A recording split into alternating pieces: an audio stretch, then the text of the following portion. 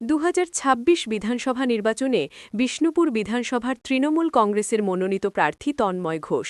দলীয় কর্মী সমর্থকরা তাকে ফুলের মালা দিয়ে বরণ করে নিলেন। ২০২১ বিধানসভা নির্বাচনের আগে তন্ময় ঘোষ তৃণমূল কংগ্রেস ছেড়ে বিজেপিতে যোগদান করে। একদিন পরেই বিজেপির টিকিটে ২০২১ বিধানসভা নির্বাচন লড়ে এবং জয়লাভ করে। বিধানসভা নির্বাচনের ফলাফল ঘোষণার এক মাসের মধ্যেই পুনরায় তিনি তৃণমূল কংগ্রেসে যোগদান করেন। এবার তাঁর ওপর এই দল ভরসা রাখল। তবে তন্ময় ঘোষের জন্য এবারের বিধানসভা কঠিন লড়াই। ২০২১ বিধানসভায় বিজেপির হয়ে জয়লাভ করলেও এবার তৃণমূলের হয়ে জয়লাভ করাটাই তার মূল লক্ষ্য।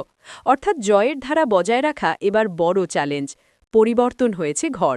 প্রথমেই আমার মাতৃসম নেত্রী মমতা বন্দ্যোপাধ্যায়কে ধন্যবাদ যে তিনি মানুষের জন্য কাজ করার আরেকবার সুযোগ করে দিলেন এবং তৃণমূল কংগ্রেসের প্রার্থী হিসাবে।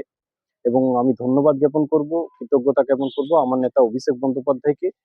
এবং ভালো লাগছে যে আমার উপর ভরসা, আস্থা, বিশ্বাস রেখেছে দল। এবং নিশ্চিতভাবে এই 5 বছরে মানুষের জন্য যথাসাধ্য আমার সীমাবদ্ধ ক্ষমতায় শেষ বিন্দু অবধি আমি কাজ করার চেষ্টা করেছি, মানুষের পাশে থাকার চেষ্টা করেছি। বিপদে আপদে মানুষ যখনই আমাকে ডেকেছে আমি তাদের পাশে থাকার চেষ্টা করেছি। বিষ্ণুপুর শহরকে এগিয়ে নিয়ে যাওয়ার চেষ্টা করেছি, বিষ্ণুপুর বিধানসভাকে এগিয়ে নিয়ে যাওয়ার চেষ্টা করেছি।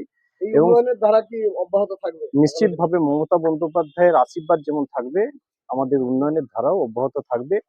তাই আমি সমস্ত স্তরের বিষ্ণুপুরবাসীকে বলবো যে 5 বছরে কাজ হয়েছে, আরো কয়েকটা কাজ নিশ্চিতভাবে বিষ্ণুপুরকে এগিয়ে নিয়ে যাওয়ার জন্য দরকার। সেই কাজের জন্য মমতা বন্দ্যোপাধ্যায়ের আশীর্বাদ নিয়ে নিশ্চিতভাবে পাশে থাকুন, সাথে থাকুন, সমর্থন দিন, সহযোগিতা করুন। এবং দলমত নির্বিশেষে সমস্ত বিষ্ণুপুরবাসীকে বলবো আমাকে আশীর্বাদ করুন। জয়ের বিষয়ে কতটা আশাবাদী? বিষ্ণুপুর থেকে অতনু মিত্র, খবরের দুনিয়া।